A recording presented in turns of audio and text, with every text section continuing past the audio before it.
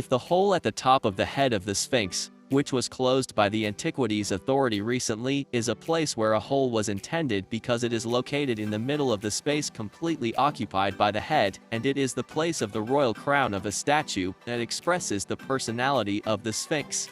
It was assumed that the hole was made by treasure hunters, and in comparisons between the smaller, Sphinx statues of the kings of ancient Egypt between the Old Kingdom and the New Kingdom, as well as the late period.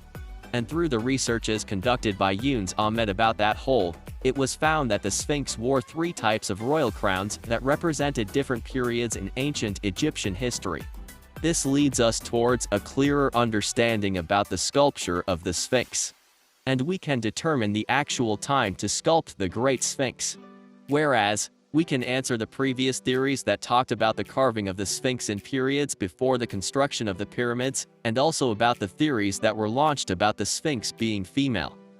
The Sphinx's beard was found in the British Museum now, as it was found by the Italian Egyptologist Giovanni Caviglia, who found it during excavations. Yunus Ahmed expected that the ornaments that complemented the Sphinx in official ceremonies were of the movable type, as they are installed on occasions and celebrations.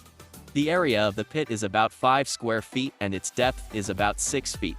An iron trap door was installed on the mouth of the hole now, and it was also expected that the reasons for breaking the urias at the top of the head cover and also the broken nose of the Sphinx had reasons for the crown falling from the top of the head of Sphinx in a period following the 5th dynasty of ancient Egypt. That crown represented the old state, and it was not the whole of the same depth and breadth as it is now, was a small claw at the bottom of the royal crown that entered into a channel above the head of the Sphinx.